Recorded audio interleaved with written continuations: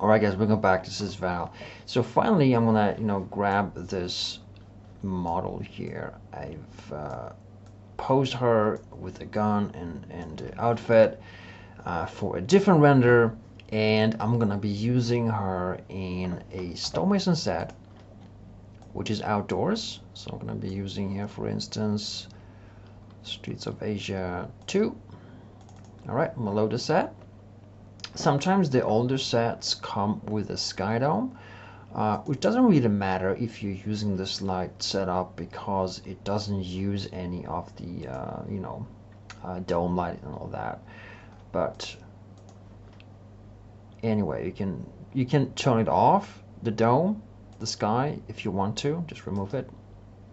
It won't make any difference because we are not really using you know any global lights at all. Alright, so always good to have is a distant light in your scene. That would just illuminate something and provide you with some working light.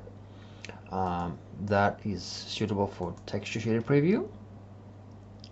And you can then turn it around. So it just comes from an angle that makes sense, and also project it on the floor so it makes the whole experience a little bit better. And now the camera. So here's the thing. You want to have, like I said, for this light to work, you need to be able to light the background individually. You cannot just use it like an open environment like so, because then the background becomes a large environment, and which doesn't work well with this light set. So it has the background needs to be some kind of closed environment behind, and it could be something like this, like a corner. This is like a confined space, right? That will work. Or if you just turn it around like so, and you've got a wall behind like so, that will also work beautifully. All right. Now, another thing you can do is, obviously, when you say you really like this set here, this particular angle, but let's say it just lacks a few details and doesn't have that confined space. Well, you can grab this item over here and move it. All right, we can move it and rotate it, and frankly create our environment just the way we want it, and voila, we have a closed set now, right? So you can always tweak your props to create that kind of ending confined space behind your camera. Let me just bring this back to where we just were a minute ago. All right, so in this case I'm just going to be using this place over here, that just this corner here. So it doesn't need to be a wall per se, it can just be something like this. And I'm gonna place our character Chanel right in front of this structure. Gonna rotate her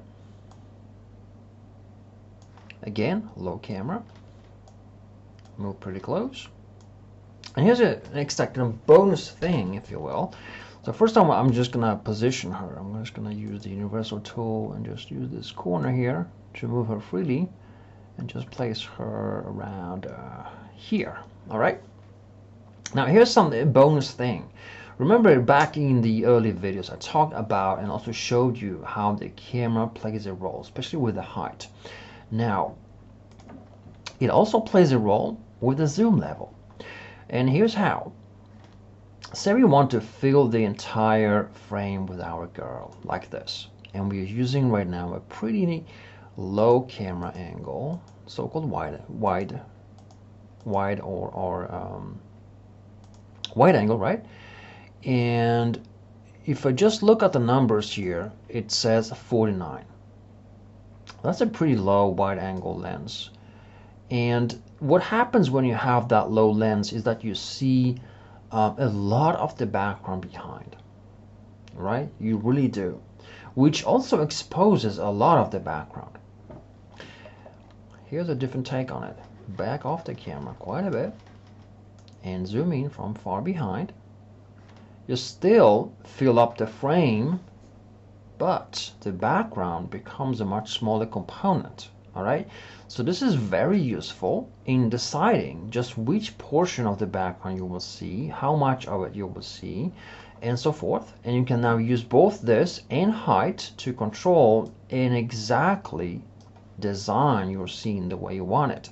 So let's say the background, looks great and you have great lighting and all that, but it just becomes too much and you want to just hide it a little bit. Well, this is one way of doing that. All right, cool. Let me just go back. And at this stage, I'm not really sure exactly how much of it I will use. I personally kind of like backgrounds. They kind of, contribute to the render and so forth. But again, just how much we can decide later on when we have this fully designed. All right, let's get to work. Let's get to work. Spotlight, number 1, front filler. Again, when designing this, I,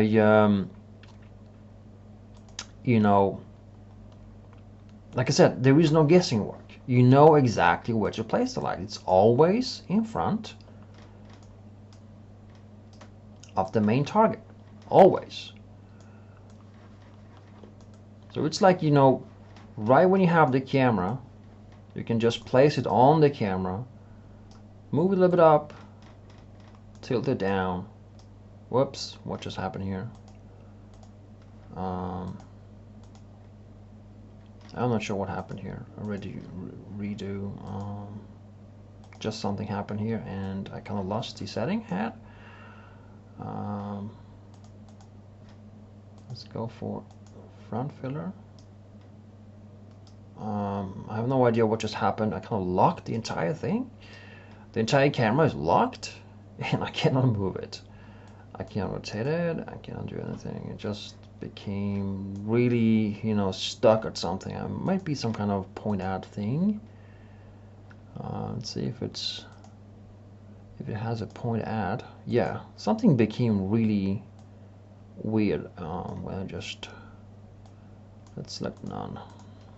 All right, that was weird, but okay. So above the camera, point it down. And you don't need to, kind of design the light right now. Just position it there. It's going to be there. And just go for the next one, right? So select the front filler. Create a new spotlight. You copy. And you call it back light. So this one, you know exactly where to put it. You don't need to question anything. Just behind the model. All right, and around and like so. So it's vice versa. What you can do here as a small extra bonus is to really play. You can see what happens here. If I place it here, I get extra, lighting on the walls and structures and all that. So you can still use it to design the set from behind if you want to, for extra, coolness, so to speak. It's not something you have to do, but it just will add to your render, right? All right, then we know what to do. The background is going to be lit separately, so let's do it. Copy the backlight, call it background light. Look it up here, and we know what to do. Just turning around, and we move the backlight back a little bit. So I'm going to move this back to where the first backlight was, pretty much above your model and just on the set. And remember, a little bit from the side to make it look more interesting. And you don't want this light to engage with the model. All right, so work with the spread angles. You don't want this to illuminate your model, right? Here's the background. Now, small bonus. I'm all for always providing some extra value here. If you got trees, such as this one here, move, well, use it. All right, use it. We're gonna move it. Background light. See what happens now. I'm gonna move the tree in front of the background light and make full use of the shadow situation that just happened right now. All right. So now let's engage NVIDIA Iris Preview, see what we got, and let's start tweaking. And I'm gonna also remove the distant light. It's not something we want to render. Turn it off. And all we now need to do is to just adjust these lights. Okay, so front filler needs to be a soft light. Remember, it's soft. You can also look at it, front filler. Just see it. Right now it engages the entire scene. We can narrow it down a little bit so it only focuses mainly on the girl. Something like that. All right. And remember, size, more width than height. And intensity. How much? Don't know. You gotta try. So that looks pretty good. Maybe a little bit less than that. 70.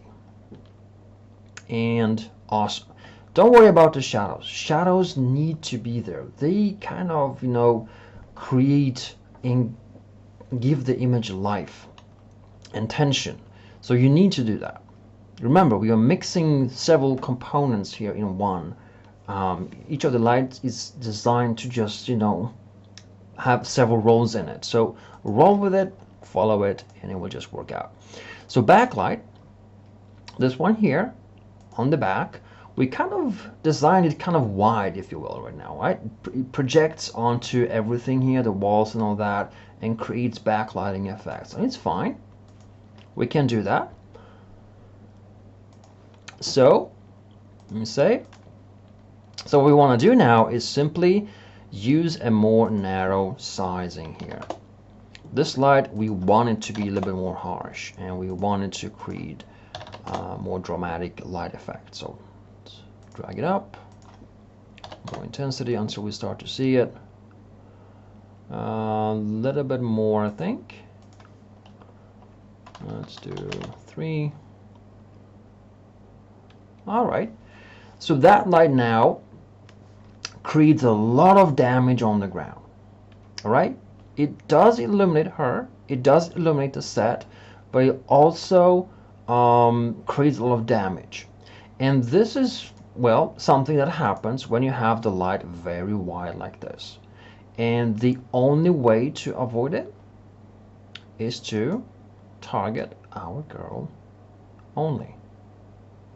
So, and like I said, I know what to place the lights, but I don't know exactly how it would look like until I just try it. So give everything a try. So now we're gonna just focus on the girl.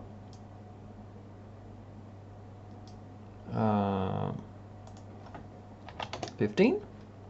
Very intense. Go back. That's it. And what we want to do here is obviously lower it. So it's way too intense. Let's do 50.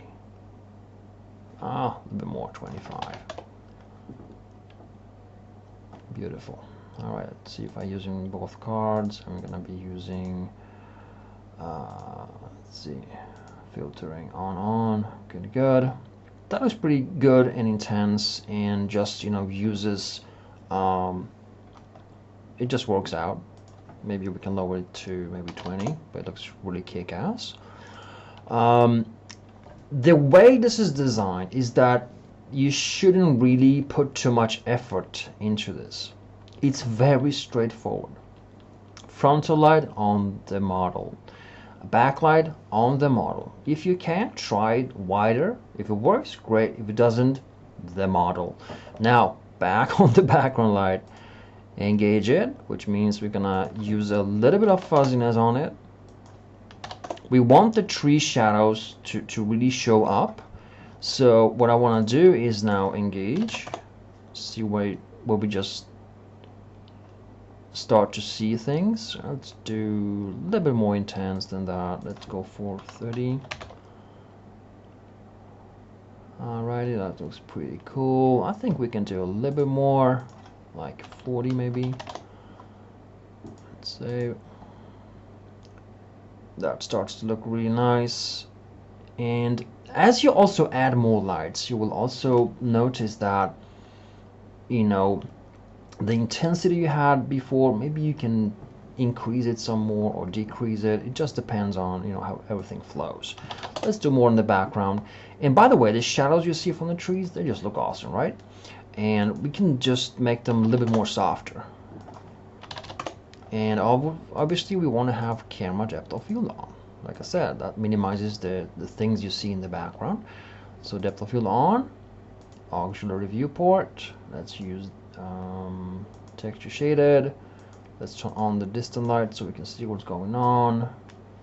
And here, I just want to see where the light or camera goes. So I'm going to click on the camera and just set it here so it's right where she is, right on her head.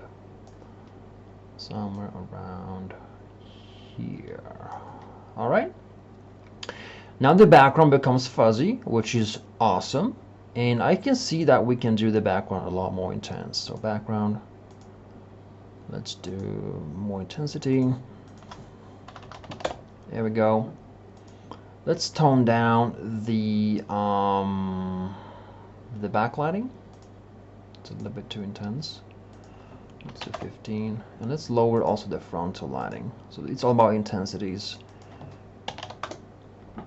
And like I said, if you render this in layers, you can, you know, by all means, lower the frontal or less, you know, and create a more dramatic image. If you lower the frontal lighting, you'll get a more dramatic experience from your render. So it's up to you how you want to have it. So you have these three main working layers, so to speak, to work with. And we can still punch the background some more, especially when it's now very soft in the background. We can punch it a lot more. And remember, as you punch it, it starts to also scatter around the scene and provide extra light. I think we can do a little more. Let's do 10 times more. Or twice, sorry. Yeah, that's cool. Maybe a little bit too much. Too much fun. All right. In the back, I'd say we can maybe do more backlighting. It was pretty good the way it was.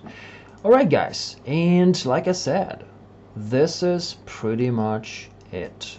There is no additional stuff you need to do here. This is exactly the way we designed it. By the way, the backlight creates a very splotchy effect on the ground, and if you want that a little bit more, well, you have two options. You can narrow it down more. As you do that, you will most likely just engage with her and not so much on the ground.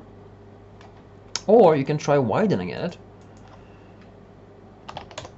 to cover a little bit more ground and blend it with the other light, so it becomes more of that part of the scene.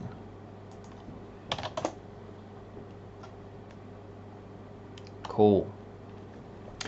All right, guys, I think that pretty much sums it up. Very, very versatile, and you know, giving you a lot of options. Again, if it's too much on the ground, lower the camera. Lower the camera. Follow the rules within outlining here, right? It's not complex at all. You just need to know what you're doing and why you're doing it. All right, and remember that you always have additional control inside Photoshop. But the way we illuminate the scene is using a soft frontal lighting, a harsh backlighting, and a background light. That's it. The same rule for every single render you do, whether it's indoors or outdoors. It just looks amazing. It wasn't that difficult, right? It just looks amazing. And it will look amazing in every single scene you use it on, because it's designed to be. I've been using this type of lighting for many, many years, and I just know it will work for any scene. Remember, you can place things like the tree Now, if we remove the tree, let's grab the perspective view here, and just for, you know, as a cool thing, let me click on the tree and let's remove the tree from the scene. See, the background still kind of works, but it looks more dull. One thing you want to do is try to cast shadows on the background, whether they are painted in Photoshop, like I showed you earlier how you can do that, or by placing some items, bars or pillars or stuff in the way to cast shadows on the background. That's one rule, okay? Cast shadows on the background. And that's what we originally wanted to use the background slightly from the side, the background lighting, to cast shadows. Guys, that is it. I'm gonna render this. All right, I'm gonna render it. Use quality 100 just for extreme quality. I'm going to save it, render it, and just do a very quick Photoshop retouch, and just tone down the lighting on the right side. I'm not going to render layers this time around. I'm just going to, you know, render a single image. I just want to, you know, tone down this area here in Photoshop. That's it. So what I'm going to do is I'm going to end this video, or pause it, and I'm going to see you in Photoshop in, well, maybe 2 minutes. For you it's going to be instantly, but for me it's going to be 2 minutes. So I'll see you there in a moment. Alright, and here is Photoshop, and I will render. Great. Now what I'm going to do is I'm simply going to add an additional layer here, and use a rather large brush and simply put remove portions of that edge. I want to retone that away. And once completed, I'm gonna just add blur, Gaussian, and maybe 40 or 50, just to have that element less impact in my scene. So I'm not gonna be doing any, you know, heavy push work on this. I'm just gonna add. Well, one thing you can do is to use screen. I sometimes, you know, use screen to, especially if a render maybe becomes a bit too dark. It's a quick way of just brightening it overall and bringing out the details, right? Then I'm gonna just flatten the image, and I'm gonna apply a collection, Color Efex Pro 4. Add the pastel filter, click on OK. Sometimes also I adjust that pastel filter or any other filter I add. Just go to opacity here. You can adjust just how intense you want that to be. All right. I personally love high dramatic, you know, high contrast images. This is my visual style, my preference. And then once done, flatten the image, go back to Camera Raw, and just well, you can always, you know, adjust your color scale if you want something warmer. Exposure, contrast, highlights, you can still adjust highlights. Alright, and whites and blacks and whatnot. And also often you can add a little bit of clarity, but not too much. And so forth. And of course tone the edges with vignetting. In this case I'm not going to go full force, I'm just going to nudge it slightly. Like so. Perfect. That is my the final mix, and with that said, let's just save it here. I'm gonna now browse all these examples again so that you can see what we're doing, and just quickly, you know, recap really quickly. Frontal lighting, soft from the front, providing the main front lighting. Then we have backlighting from the back, the opposite side, and a separate backlighting effect. You can add additional fog effects. I showed you how to create those masks, and as you can see, every single time we've been using this, we get gorgeous looking lights. Every single time, no matter what scene we use it on, it just works out. And I've showed you it works out for zoomed in images, for portraits, for everything. So it's kind of like, this is what I would suggest you use for every scene you're using. If you want that dramatic look and feel, this is the best way to achieve that with the most control and less time spent. And frankly, you can light scenes in minutes using this light set. So guys, I hope you enjoyed this tutorial. I hope you find this useful and use it in your own creations. By all means, tweak it, modify it, and have fun. Guys, thank you so much for watching, and I see you next time.